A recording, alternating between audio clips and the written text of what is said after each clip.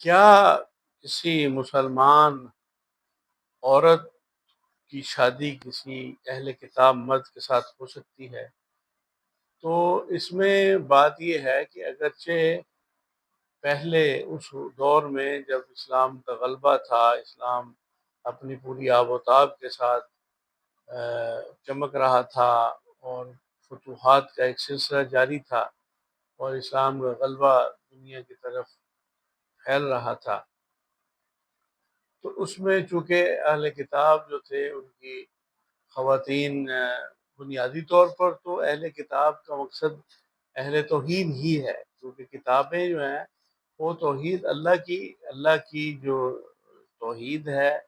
اللہ کی کبریائی ہے، بڑائی ہے، وحدانیت ہے، اس کا ہی درس تمام انبیاء، کم و بیش جتنے بھی انبیاء آئے سب کا یہی بنیادی سبق اور درس تھا۔ اور لیکن بعد کے ادوار میں جیسے جیسے لوگوں کے ہاتھوں میں آئی، ان لوگوں نے اس میں اپنی طرف سے چیزیں شامل کر لی اور ان کتابوں کا متن ہی تبدیل کر دیا۔ تو لیکن بنیادی جو درس تھا وہ تو توحید کا تھا، اور رسالت جو نبی تھے اس دور کے جن کا، تو اس روشنی میں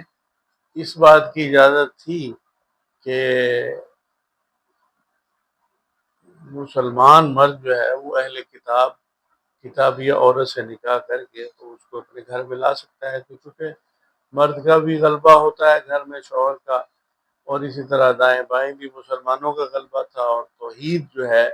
جو مسلمانوں کا بنیادی شعار ہے، بنیادی پہچان ہے اسلام کی، پیغمبر اسلام صلی اللہ علیہ وسلم کی بنیادی تعلیمات کا جو مقصد تھا اور جو زور تھا وہ سارا توحید کا اثبات تھا اور شرک کا رد تھا۔ تو اس وقت یہ اس بات کی اجازت دی گئی، لیکن جیسے جیسے اب آج کل کے حالات میں یہ وقت جیسے گزرا، اب تو مسلمان یعنی پاورفل ریسورسز رکھنے کے باوجود کمزوری کا شکار ہے، اپنی نا اتفاقی کی وجہ سے، اپنی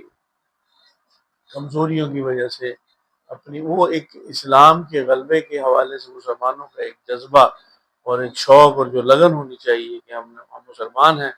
اور ہم نے اپنے اسلام، اپنے دین کا جو اس کی دھاک اور اس کا غلبہ دنیا کے تمام دوسرے دینوں پر کرنا ہے، تو وہ تو ان کی پرائیورٹی میں اس وقت شامل ہی نہیں ہے، اس وجہ سے پھر وہ ان کی مغلوبیت کا شکار ہے۔ تو اس وجہ سے اس دور میں مسلمان عورت کی کتابی مرد کے ساتھ تو پہلے بھی ہے اس کی گنجائش نہیں تھی، اجازت نہیں تھی، تو اب تو بالکل ہی اس کی اب تو خیر مسلمان مرد کو بھی کسی کتابی عورت کے ساتھ شادی اس لیے نہیں کرنی چاہیے اگرچہ رخصت اب یہ ہے کہ جس نے کوئی کام کرنا ہوتا ہے تو وہ رخصت والا پہلو لے آتا ہے، اور اس بات کی جو گہرائی ہے، اس کا جو مقصد ہے، اس کا مدعا ہے، اس کی جو کس روشنی میں، کس کانٹیکسٹ میں، کن حالات میں کس چیز کی اجازت دی گئی، کس چیز کی رخصت دی گئی، ان چیزوں کو سمجھ کر ان پر عمل پیرا ہونے کی ضرورت ہوتی ہے۔ تو جیسا کہ اس دور میں تو اب تو ویسے بھی خواتین کے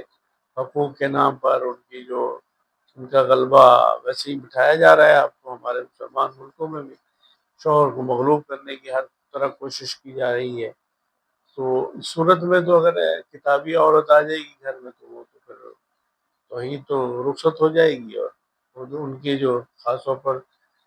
یہ جو نصارہ ہیں